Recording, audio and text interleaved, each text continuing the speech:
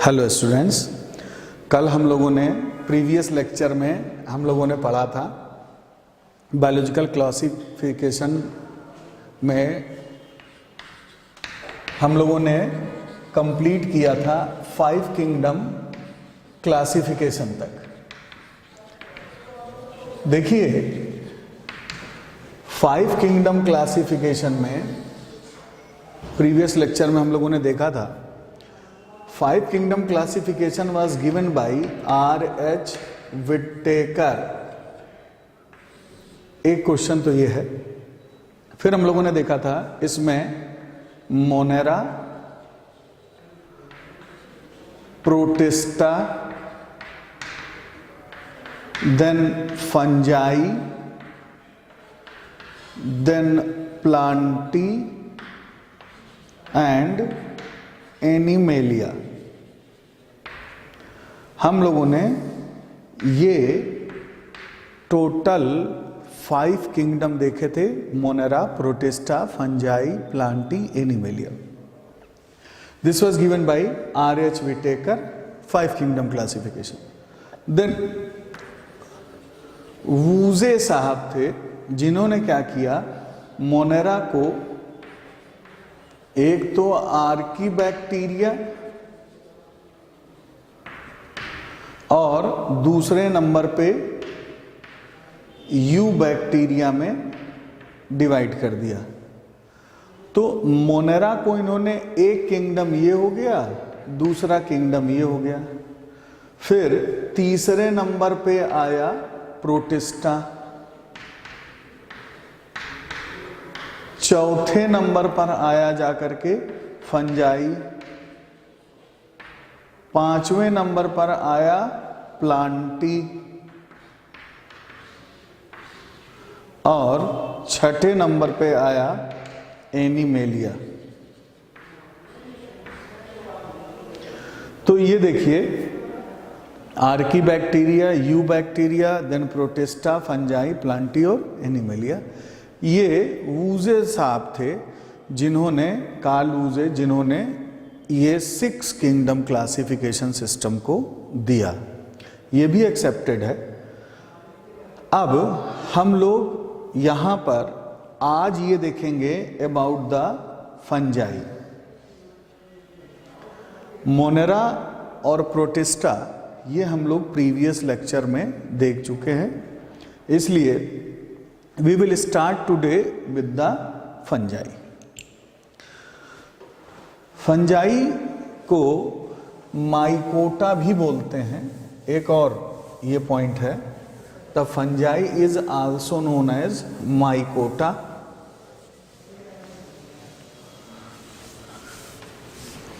जरा ध्यान से देखिए,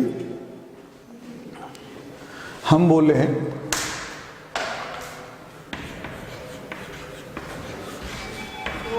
फंजाई इज माइकोटा।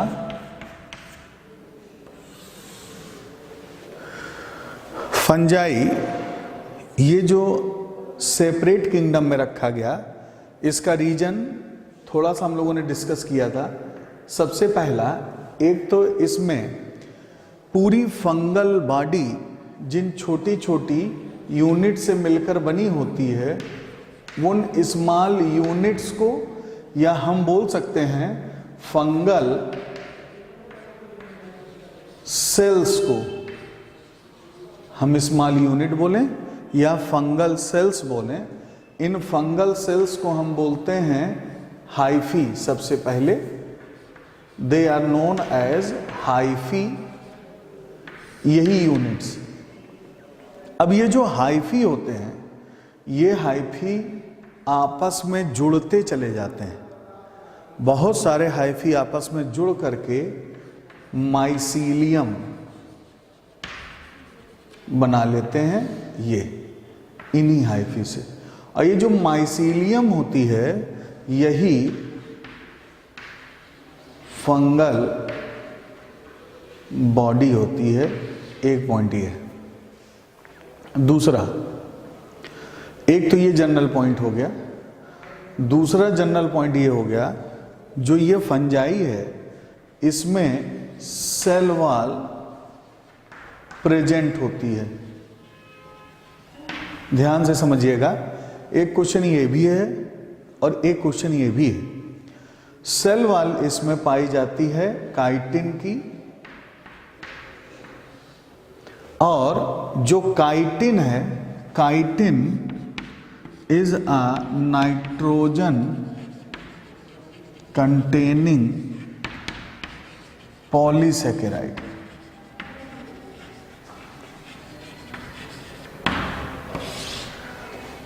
बेटा नाइट्रोजन पाया जाता है, और एक इसी क्वेश्चन को बेटा इस तरह से भी पूछा था, इसमें एसिटाइल ग्लूकोजा मीन पाया जाता है इसकी आउटर वॉल में। ये दो क्वेश्चन है, बहुत इंपॉर्टेंट बेटा, दोनों क्वेश्चन पूछे गए हैं। फिर सेल वॉल, यहां पर ये सेल वॉल का पाया जाना स्पेसिफिक फंक्शन है। दूसरे नंबर का पॉइंट, एक तो ये हो गया, इसकी जो पूरी फंगल बॉडी होती है जो कि पूरा माइसीलियम बनाता है, ये फंगल बॉडी माइसीलियम दो तरीके से जुड़ता है। एक तो माइसीलियम बन रहा है जिसमें जो हाइफी हैं, ये हाइफी एकदम क्लियर कट समझ में आ रहे हैं, क्लियर कट और इंटर वूवेन है। तो अब ये क्लियर कट इंटरवूमेन भी हो सकते हैं, और अगर ये क्लियर कट इंटरवूमेन है तो हम लोग इसको बोलते हैं दैट इज प्रोजेन काइमा। इस तरीके के हाइफी जो एकदम क्लियर कट इंटरवूमेन है और तब वो माइसीलियम बना रहे हैं, इस बॉडी को प्रोजेन काइमा। और अगर क्लियर नहीं है तो हम लोग इनको बोलते हैं स्यूडो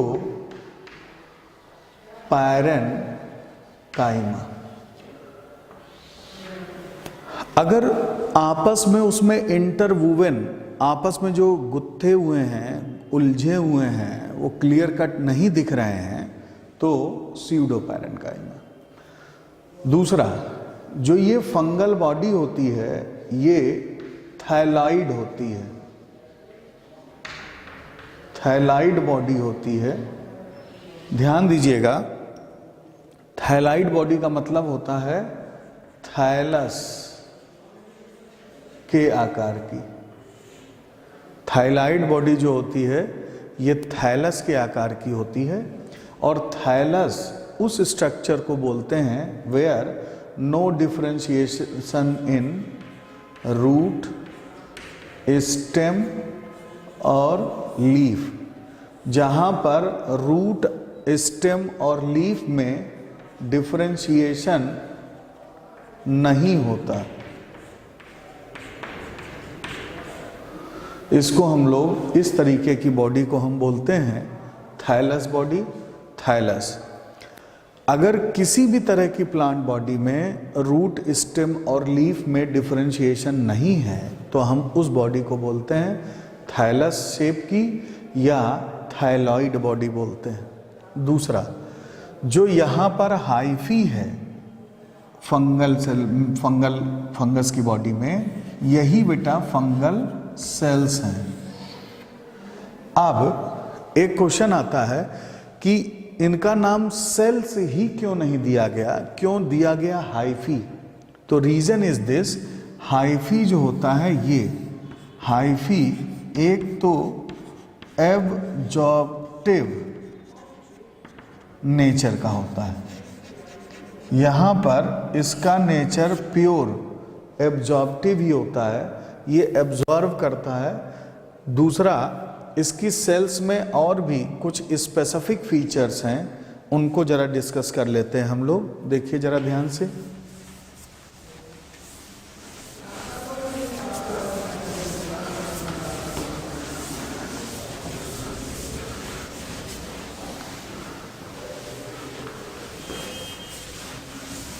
देखिए इनमें जो सेल्स हैं ये हाइफी की सेल्स होती हैं, ये मोनोसिस्टर्नल सेल्स होती हैं। मोनोसिस्टर्नल मतलब गोल्गी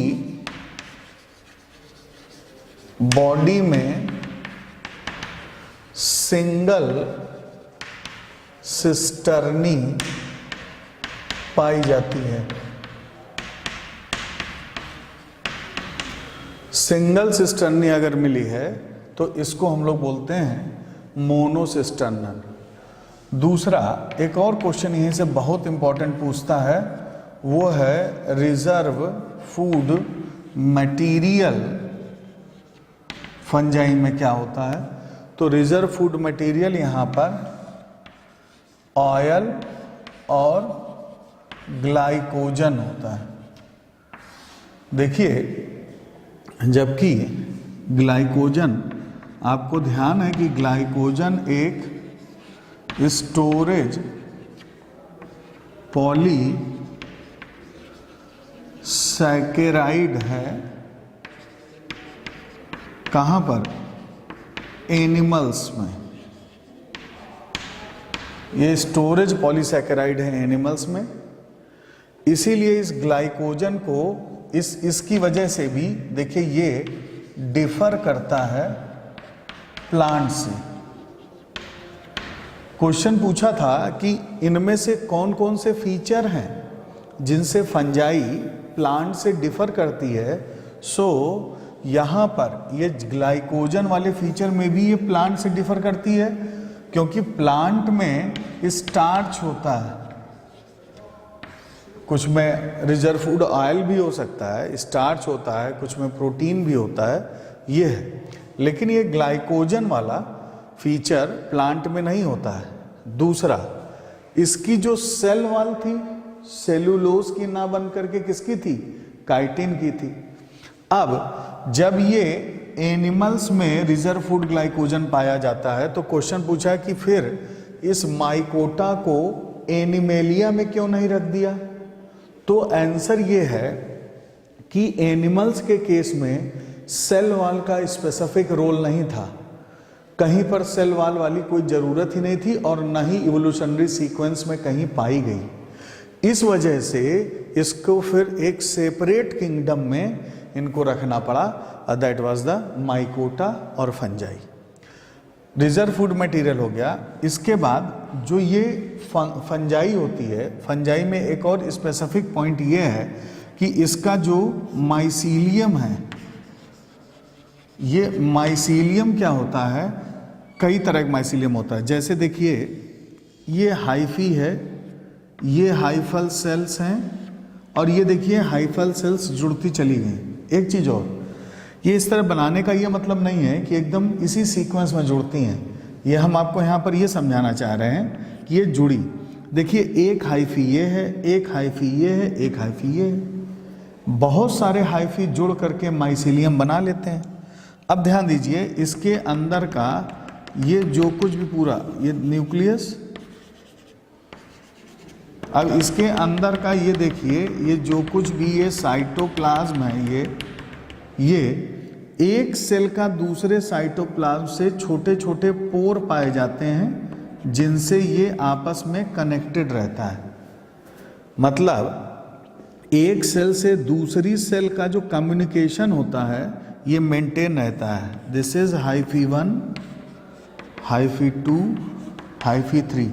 इन सब में जो एक हाइफी का दूसरी हाइफी के साथ कम्युनिकेशन है ये मेंटेन रहता है। क्वेश्चन यहीं से बहुत ध्यान से सुनिए, इस कम्युनिकेशन की वजह से होता क्या है? एब्जॉर्प्शन, एब्जॉर्प्शन में एक तो हेल्प मिलती है, दूसरा डिफ्यूजन ऑफ एब्जॉर्ब्ड मटेरियल, और जितने भी जो भी इसके लिए मिनरल या फास्फेट के ट्रांसपोर्टेशन में हेल्प मिलती है, ये इस साइटोप्लाज्मिक कनेक्शन की वजह से हेल्प होती है। अब जरा ध्यान से देखिए, फिर यहीं पर अगला पॉइंट लिखता है कि ये तो फंगल, पूरा फंगल माइसीलियम हो गया है। अब इसमें किस तरीके से ये अपना नरिशमेंट लेते हैं। फंगल माइसीलियम में नरिशमेंट के पहले एक चीज और ये इंपॉर्टेंट है, देखिए कई बार क्या होता है, यहां से देखिए जो ये पूरा माइसीलियम है ना, उस माइसीलियम में जो बीच का सेप्टा है, ये सेप्टा हट जाता है। इस कंडीशन को बोलते हैं हम लोग ए सेप्टेट कंडीशन। ए सेप्टेट मल्टी न्यूक्लिएट कंडीशन दिखती है। ध्यान दीजिएगा, अगर हमको मल्टी न्यूक्लिएट कंडीशन दिखती है, मल्टी न्यूक्लिएटेड, तो इसको हम लोग, this condition is also known as coenocytic mycelium. एक पॉइंट ये है। दूसरा, जो फंजाई हैं, फंजाई में नॉर्मली अगर हम लोग और जनरल पॉइंट की बात करें तो ये मल्टी सेलुलर बॉडी होती है, लेकिन अगर हम यूनिसेलुलर है, एक्सेप्शन ईस्ट को छोड़ दें तो बाकी नॉर्मली इनमें जो इनकी बॉडी है वो मल्टी सेलुलर होती है। एक पॉइंट ये है, देखिए ये मल्टी सेलुलर है विद एन एक्सेप्शन ईस्ट को छोड़कर, एक्सेप्ट ईस्ट। दूसरा, अब इनमें हम लोग न्यूट्रिशन की अगर बात करें तो न्यूट्रिशन यहाँ पर देखिए, एक तो इनका जो नरिशमेंट है ये हेट्रोट्रॉपिक ही होता है। अब हेट्रोट्रॉपिक में इनका नरिशमेंट दो ही तरीके का मेन होता है, एक तो है सैप्रोफिटिक और दूसरे नंबर पर है पैरासिटिक। दो तरीके का नरिशमेंट है। ध्यान से देखिए, जब हम सैप्रोफिटिक की बात करेंगे तो सैप्रोफिटिक टाइप के नरिशमेंट में एक पॉइंट ये आता है कि ये डेड, ये आपको ध्यान है, डेड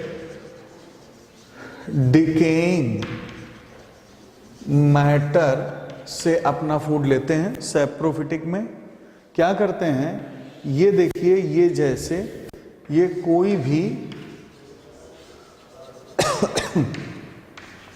ऑर्गेनिक मैटर है, और ये ऑर्गेनिक मैटर कैसा है, डेड है और डिकेइंग है। इसके ऊपर ये पूरा फंगल माइसीलियम जो है ये ग्रो कर जाता है।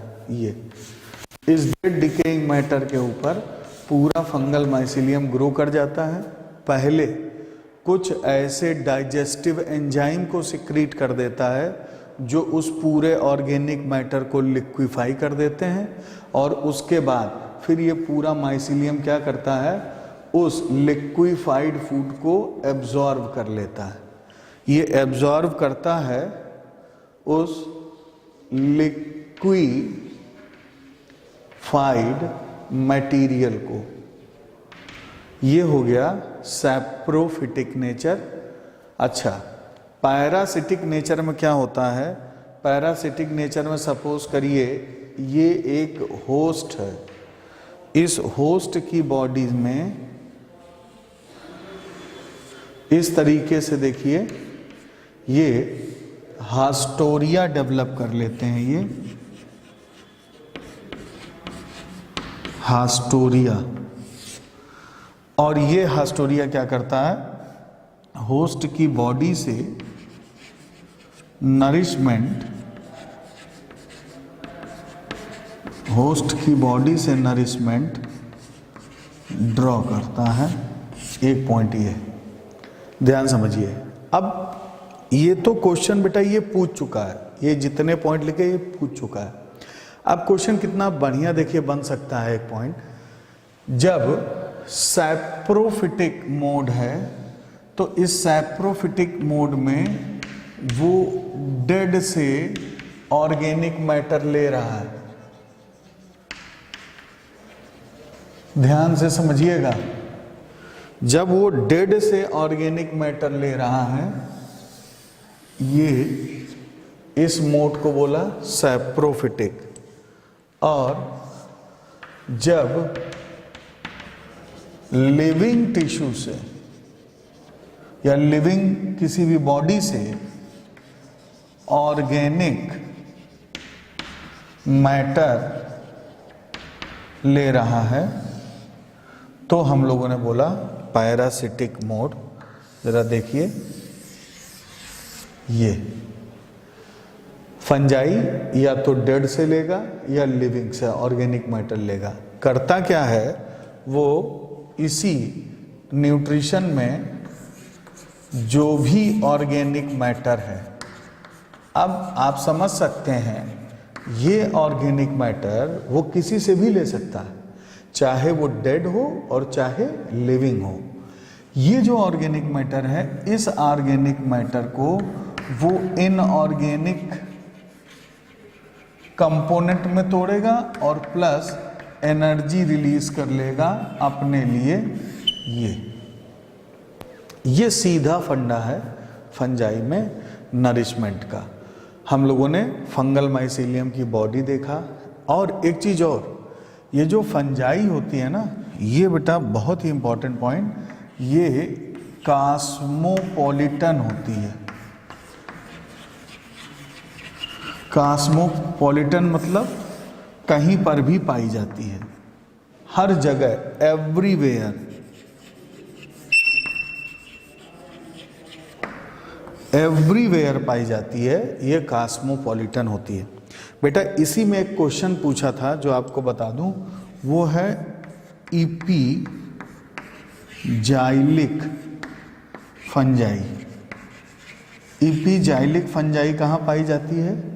और दूसरा, यहीं पर अगर हम इपीजाइलिक फंजाई वो होती है जो ऑन वुड। और दूसरे नंबर पे पूछा था जाइलोफिलस।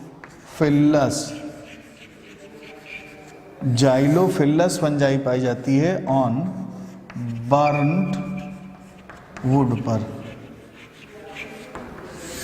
ये 2 पॉइंट है बेटा, ये 2 क्वेश्चन इन्होंने पूछ दिया। बाकी फंगल ग्रोथ के लिए ये पॉइंट ध्यान से क्लियर हो गया आप लोगों को। कॉस्मोपॉलिटन है,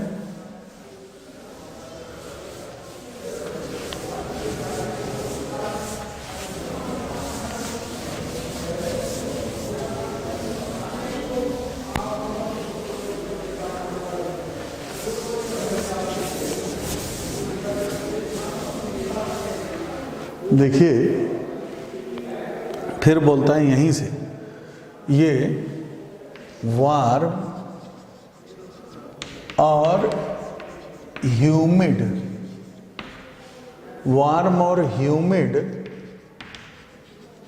इन्वायरमेंट में इनकी जो ग्रोथ है ये बहुत ही अच्छी होती है। एक क्वेश्चन इनकी ग्रोथ पे था कि इनकी ग्रोथ किस तरह के इन्वायरमेंट में ज़्यादा अच्छी होती है, तो इनकी ग्रोथ वार्म और ह्यूमिड इन्वायरमेंट में ज़्यादा अच्छी होती है। दूसरे नंबर का पॉइंट, जो फंजाई होती है ये जैसे जो फंगल हाइफी होते हैं, फिर उनसे माइसीलियम बनता है, इसका बेसिक नेचर एब्जॉर्प्टिव ही होता है, ये याद रखिएगा।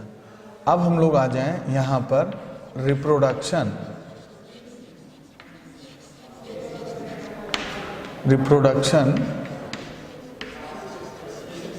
इन फंजाई। देखिए रिप्रोडक्शन की बात करें तो यहाँ पर रिप्रोडक्शन वेजिटेटिव, देन एसेक्सुअल और सेक्सुअल, तीनों तरह का रिप्रोडक्शन पाया जाता है। सबसे पहले वेजिटेटिव रिप्रोडक्शन की बात करें तो वेजिटेटिव रिप्रोडक्शन जो होता है बाय फ्रेगमेंटेशन हो सकता है और बडिंग, इन दोनों से हो सकता है। जरा देखिएगा, फ्रेगमेंटेशन की बात करें तो याद रखिएगा जो फंगल माइसीलियम है, ये किसी भी इसका कोई भी एक पार्ट ब्रेक हो जाए, जैसे ये देखिए ये पूरी ये फंगल बॉडी है, इसका एक ये पार्ट ये ब्रेक हो गया। अब ये जो ब्रोकन पार्ट है, ये this is the broken part, ये पूरा ग्रो हो करके पूरा फंगल माइसीलियम ग्रो करा देगा। ये है फ्रेगमेंटेशन। फ्रेगमेंटेशन फंजाई में कॉमन भी होता है। उसके बाद बडिंग, बडिंग जैसे कि ईस्ट में